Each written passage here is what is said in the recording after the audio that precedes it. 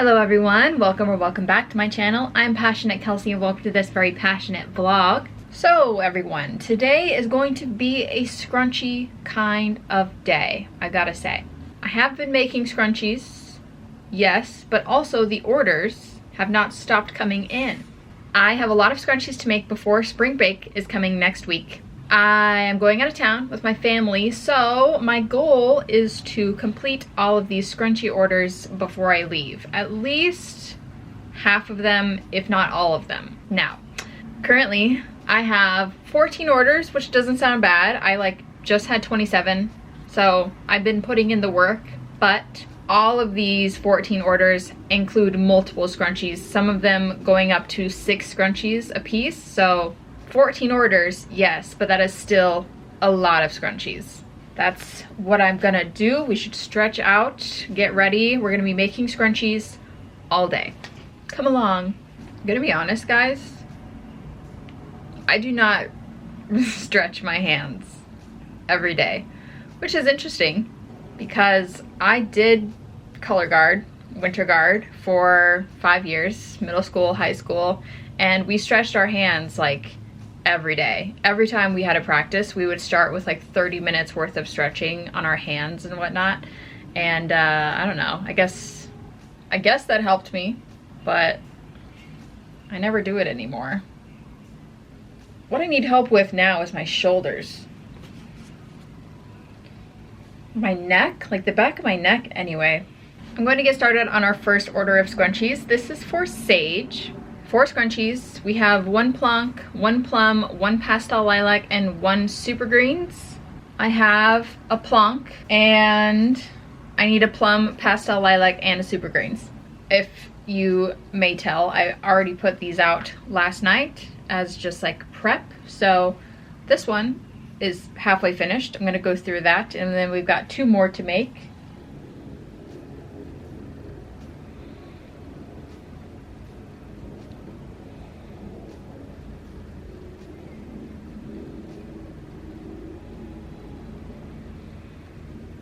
I hope you are all doing well.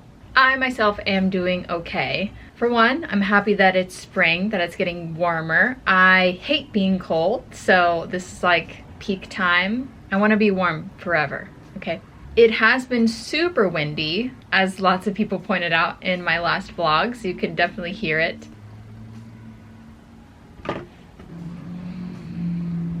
It is tornado season here in Missouri, but nothing to worry about really. I'd rather it be windy while it's warm outside than freezing cold wind. I decided to make scrunchies today for a couple of reasons. Last night I was packing as many scrunchie orders as I could, so here they are. This is full. We will be leaving shortly to take those to the post office. So I kind of just wanted to keep that momentum going and keep bringing down the order number. Also, because like I said, I am going to be leaving to go on a vacation for spring break next week. While I'm gone, I won't be able to ship any orders, so I'm trying to ship out as much as I can before I leave. Then if my order numbers are low, I can bring whatever I want for the trip. I can sit on the beach and I can be creative and fun, and I can make whatever I want for the March drop. That is my plan anyway.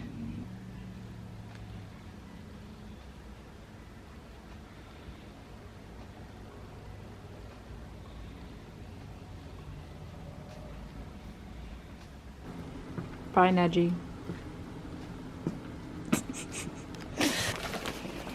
He just wanna close his eyes.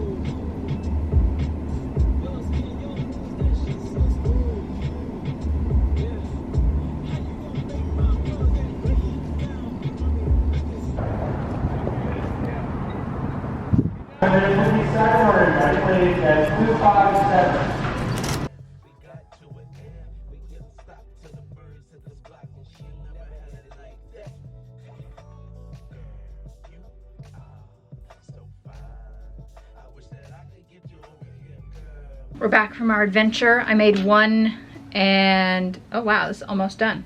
Almost 2 lilac scrunchies. What I want to do right now is I want to pre-plan my scrunchie making. So I want to go through my orders and set out all of the yarns that I need on my desk over here and have them lined up so that I can kind of like streamline the scrunchie making process. So anyway, I got my scrunchies over here. I'm going to set them in lines by order, and then I'm going to start gathering all of my yarn that I need. Anyway, so the next scrunchie that we need to make is a super greens. I'll put this right here. All right, ready to go. After that, there's a sparkly licorice, which I have right here. I need a pearl, that's next. Regal blue, got that right here. Need a dark crimson, need to make that, so that's next in line. Order number 3, I need to make a carbon gray, so let me grab that. The next 2 in that order is a regal blue right here and a blue crush, which is right here. Okay. 4th order, I need a dark crimson, so I should make 2 of those. Sparkly super greens, I have that here. I need a sparkly midnight sea. Here we go. I need a plain licorice, I have that. And I need to make carbon gray, which I've got already. All right, next. We need a sparkly hot pink, which I don't have. Yarn. Sparkly Biscay Bay, which I do have right here. Need a sparkly licorice right here. Sparkly Free Love. Okay. Sparkly Pink Diamond.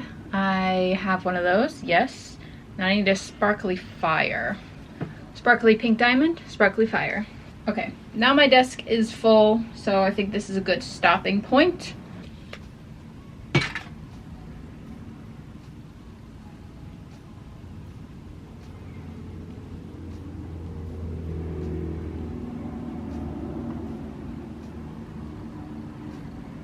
Now, while we're making all these scrunchies, I would hate to bore you, so I decided we could do a little bit of a Q&A session. I made a post on my community page yesterday asking if there were any questions that you would like to see me answer in an upcoming vlog, so now is the time. Lots of people asked how to start or build up an online business like I did with Passionate Goods, and I think I have just the thing to help you out. Skillshare is designed by creatives for creatives with thousands of classes led by industry experts across illustration, design, photography, film, entrepreneurship, and more. Skillshare can help take your career, passions, or side hustles to the next level. There are tons of classes available, especially for people that are wanting to break into the content creation world. Skillshare can provide you with classes that have a wide range of knowledge, like powerful social media marketing from beginner to advanced, or classes with a specific topic in mind, like short form video, creating viral videos for Instagram Reels or TikTok, all of which is very important if you are planning on running an online business. The first 500 people to use my link in the video description below will receive a 1-month free trial to Skillshare, so get started today. And thank you to Skillshare for sponsoring this video. First question, do you ever just get tired of making scrunchies or anything? You always seem so very patient and so easygoing with your business. It must be a legit grind. You're amazing. I guess that question is very relevant today, as I will be spending all of my day making scrunchies, besides editing and computer work. So the answer is no, I don't get tired of making scrunchies. If I was tired of making scrunchies, I wouldn't be making them anymore. I actually like scrunchies because they are such a simple and mindless project. I can make them and not break a sweat. I can watch TV, my mind can wander, I can read a book. So scrunchies have never really been a problem for me. The things that I do get tired of making are projects that I would consider tedious. For example, if I'm making something and I don't have the pattern memorized and I have to look at the pattern constantly and think like the whole time I'm making it. Or more recently, something like that checkered market bag that I made. There was lots of color changing and the stitch was pretty tight, so it hurt my hands, but it also involved quite a bit of thinking, I guess, which is why I will probably not be making another one of those anytime soon. The reason that I seem patient and or easygoing is because I am my own boss and I have perks. If I don't like doing something, then I just won't do it. But it is still definitely a grind.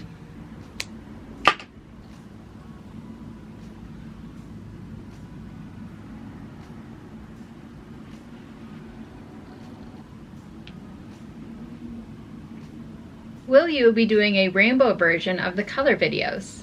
Yes, I would love to. Making everything rainbow video. It's on my list, definitely. I was thinking of like saving it until Pride Month. So we have a while, but I think it will be fun. I'm already thinking of projects and what I'm gonna do. I'm also thinking of making an everything Pride video. So I'll do like making everything rainbow, and then a separate video would be like making everything Pride and like just do a bunch of different Pride flag colors. So yes, absolutely.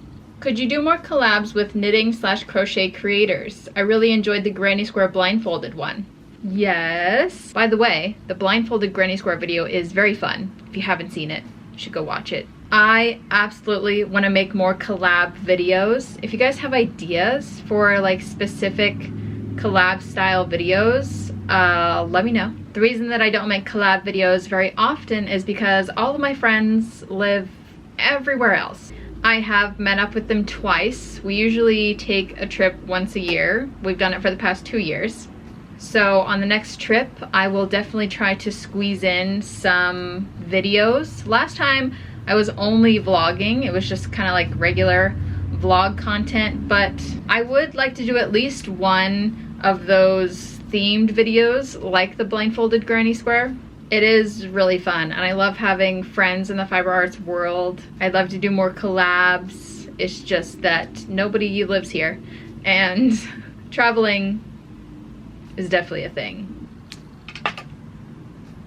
Have you ever crocheted a side panel on your jeans or crocheted sleeves on a sweatshirt? That is something that I have never done. I do find it interesting, like combining clothing with crochet. I have seen other people do it and it can be very cute. So maybe like that would be a fun thing to play around with in a video sometime. Totally unrelated to crochet, but genuinely curious. What is your first anime? And can you give a list of your top 5 favorite anime? So technically, the first anime that I ever watched was Attack on Titan. And it's because it was really popular. It was back in like 2015 or 2016. But I only watched the first few episodes and then I had to rewatch it later.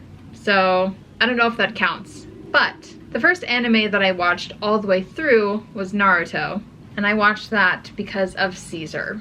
Now, as far as a list of like my top 5 favorite animes, I don't know if I can give you a top 5 of all time that I've ever seen. I have a problem with like remembering shows and what happened and if I liked them or not.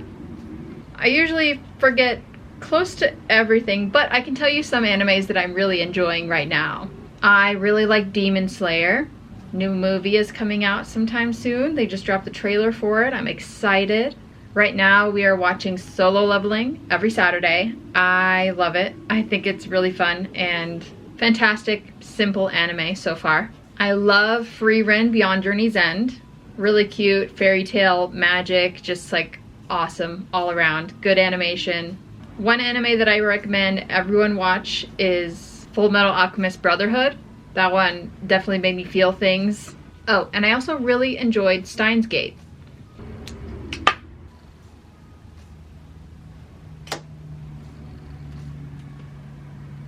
Where are you planning to order yarn from now that Joann is closing? I need more sources. I am gonna guess that I will probably be ordering most of my yarn from yarnspirations.com. That is where they carry Lily Sugar and Cream, my cotton yarn back there. So yeah, that'll probably be my main source. Unfortunately, I'm not really going to have a physical store to go to anymore. Yes, I have a Michael's and a Hobby Lobby and a local yarn store, but they don't have my main needs, you know? And as far as the Juicy Couture goes, I will most likely be switching to Burnout Velvet, which is also sold on the Yarnspirations website. So that is my plan. Other than in-store buying, there are multiple online websites that you can order your yarn from, like Hirschner's, Wool Warehouse, Hobie, Ice Yarns, and lots of small indie dyers. A question I have is, do you feel it's easy to connect with other crocheters at, let's say, clubs or outings? That question made me giggle when I read it. Crocheters? Clubs? Crocheters? Generally no. I'm gonna say it is not easy to meet another crocheter at a club, although never been clubbing. Usually crocheters are more inside people that don't go to outings. A great place to meet other crocheters in your area is to go to craft shows. There will always be multiple crochet booths there. You can stop by, say hello. You can also generally find multiple craft groups, like a Stitch and Bitch or a club or something like that. Oh, is that what they meant by clubs? Like a crafting club? I thought we were like, anyway. It is possible to meet crocheters in your area, but honestly, the most people that I have met have been online.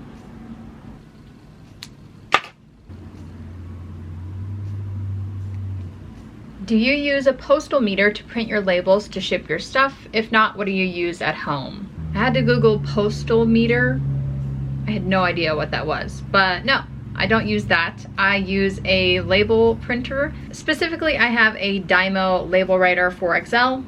There are a lot of label printers. It is a thermal printer, or you can just print it on a piece of paper and tape it to your package. That's what I did for the first couple of years, and eventually I got my thermal printer. I like the thermal printer because you don't need any ink. Prints it on a sticker, peel the sticker off, put it right on the package. Other than that, you will need a scale of some kind. I just bought a really basic kitchen scale that does ounces. So weigh your package, measure it with a ruler, type in all the info, print it out. And that's that. What would you do if Dr. Pepper was suddenly discontinued and taken off the store shelves? Vending machines included. Would you be desperate enough to resort to illegal means to obtain the magic liquid? How much would you be willing to spend on a bottle? This is certainly an important question. We all know that knockoff Dr. Peppers are not the same and can't replace the beloved beverage. Oh man. If I knew that Dr. Pepper was gonna get discontinued, I would stock up on it. I'd buy it in bulk. I would buy an extra fridge, fill it up, okay? I'd start storing it in the closets, every crevice in my house, of course, naturally. And then after that, I would have to ration it out. I guess I would drink 1 can every 2 to 3 days, savor it the best I can. I'm sure there would be scalpers that would buy Dr. Pepper and then try to sell it, turn it around on eBay or whatever for like probably ridiculous prices, but I would not pay more than $10 for 1 can of Dr. Pepper. I would take my losses and cry. I have already had one of my beloved drinks discontinued, and that was Gatorade in the flavor Rainberry. It was my absolute favorite drink throughout middle school. I used to buy it constantly. Well, my parents bought it constantly and I would drink it all the time. And then it got discontinued, and then they brought it back for a short period of time about 3 years ago, and I bought it. Every time I went to the store, I specifically had to drive to Price Cutter to get it. So I would drive to every Price Cutter in my town, because there's like 4 of them, and I would buy all of the Rainberry flavor that they had. And then at some point, I went on my usual trip to all of my Price Cutters, and there was no Rainberry Gatorade anymore. So I sent an email to Gatorade and I was like, hey, where's my Rainberry Gatorade? And they were like, we don't make that anymore. So I got really upset. But I did not buy the ridiculously priced Rainberry Gatorade from eBay. And if you guys ever see a Rainberry Gatorade, you let me know, okay? Underneath the ground of Springfield, Missouri are 1.4 billion pounds of cheese. The government-owned cheese was originally a collection of surplus cheese that was bought to support the dairy industry. How do you feel about the cheese caves? I think that the cheese caves are hilarious. If you don't know, that's true. There is 1.4 billion pounds of cheese in the caves of Missouri. Missouri's a cave state. There's lots of caves. They're everywhere. And there's just like a giant cave, and it just has like tons of cheese in it. I have not seen the cheese myself. There are photos of it though. And yeah, I think it's awesome. It's just like a really fun fact about where I live. I love knowing that there's an abundance of cheese underground. Yeah, 10 out of 10. Because usually when you think of Missouri, you think like red state, very low in education, not awesome. But we have a lot of cheese, okay? So that's great. What would you choose? You can only crochet scrunchies for the rest of your life or knit for the rest of your life. Well, I feel like that's a pretty easy option. I would choose to knit for the rest of my life because like I can knit whatever I want. Crocheting only scrunchies for the rest of my life? No thank you. That would suck. But the other option being knitting for the rest of your life? I can make hats, I can make sweaters, I won't make socks. I remember watching the vlog where you packed your 10,000th order. What number are you at now? Let's see. The vlog where I posted about my 10,000th order was June of 2024. And currently we are on order 11,669. Do you and Caesar sleep holding each other or with space between you?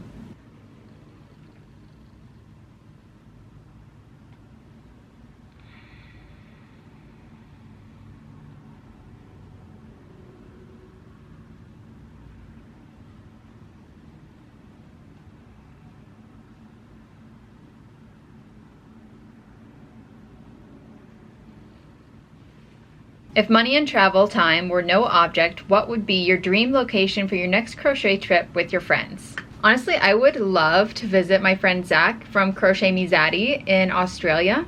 And also maybe he could take us on a tour of where he is actually from, which is New Zealand. I've heard it is beautiful down there, so it would be really fun and awesome, but the flights are expensive and it takes forever. I always appreciate it when Zach comes here. It's great to see him.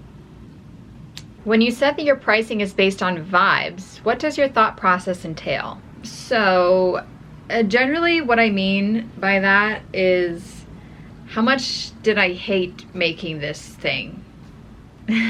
If that makes any sense. Did I really hate it? It's gonna be more expensive. I do not time myself. I do not have an hourly wage. I do not calculate how much yarn I use and how much it costs and do any sort of math. So that's generally why I say I price based on vibes. I'm not recommending this method for everyone. You do whatever works for you, and this is just what happens to work for me. If I love making something, I'm going to make it. I'm going to make it regardless, just because I love making it. So I am okay and happy with letting it go at a lower price. If I find something hard to make, if it's tedious, if I had a horrible time during the process, then I'm going to sell it at a higher price because I'm like, dang, that sucked. And I want to get my money's worth. Most of the time it's kind of in the middle. I didn't really care either way.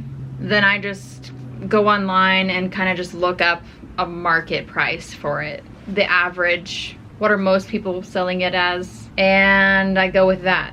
So, vibes.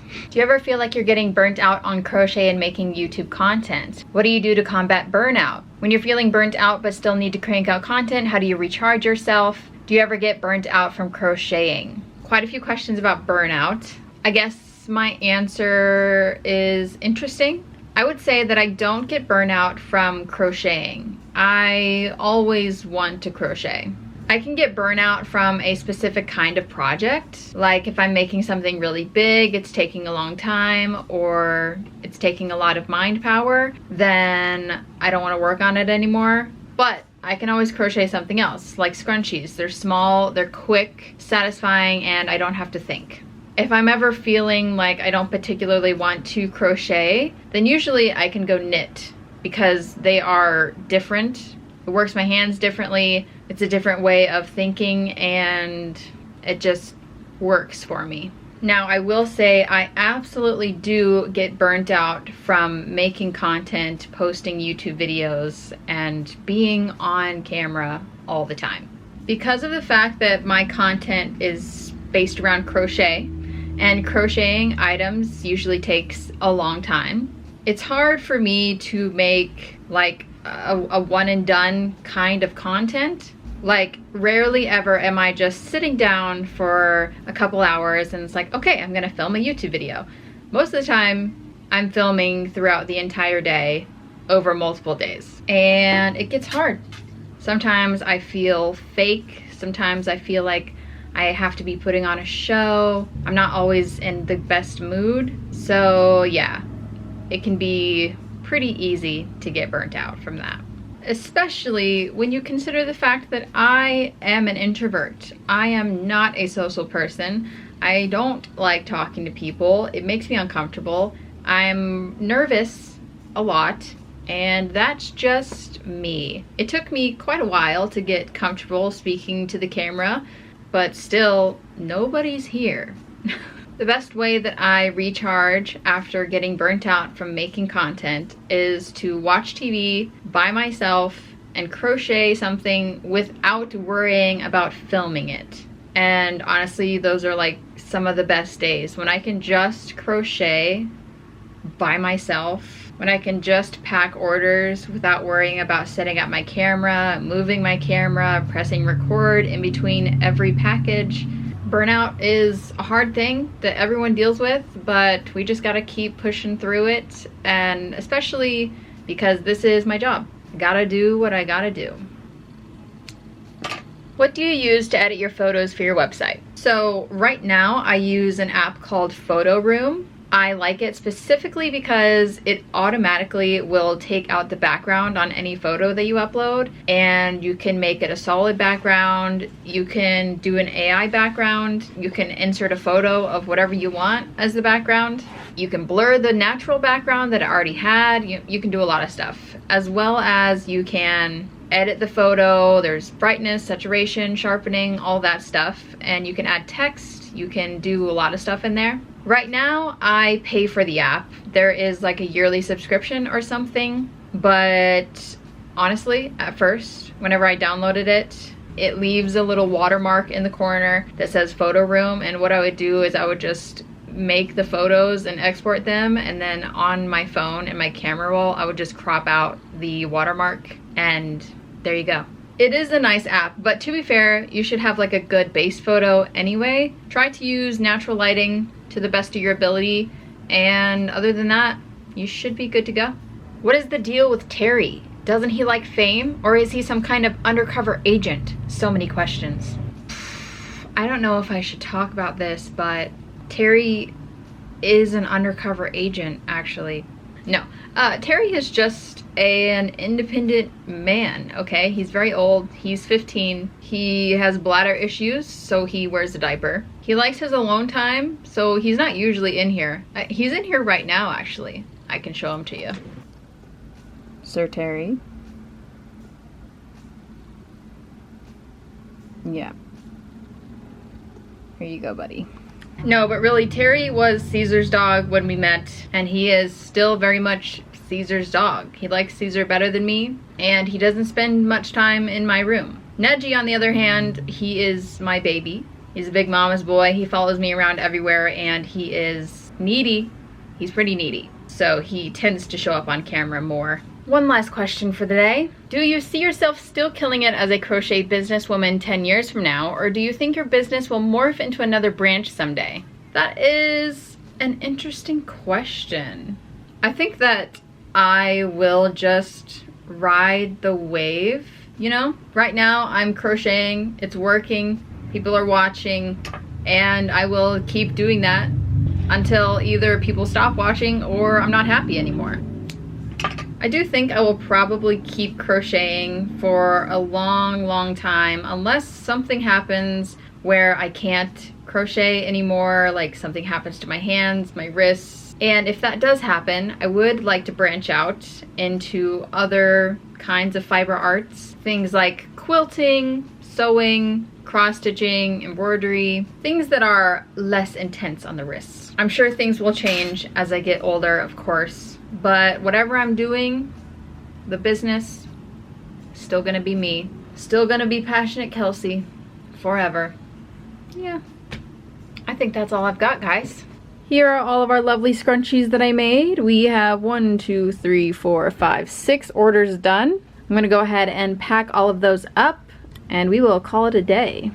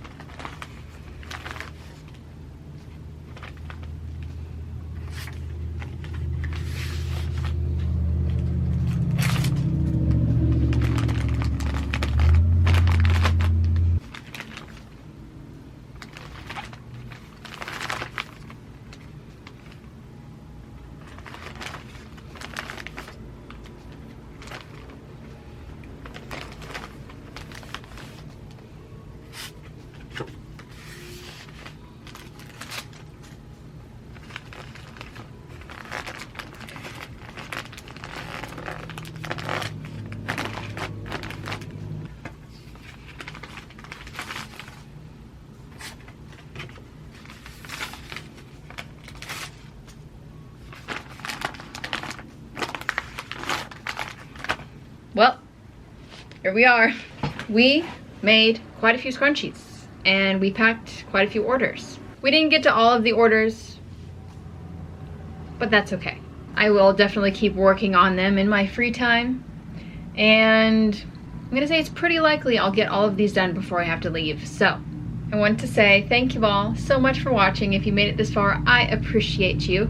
Thank you to those of you that submitted questions. I think that we had a good time. I hope that I gave you some nice answers that you wanted to hear. And hopefully I will see you guys in the next video. Bye.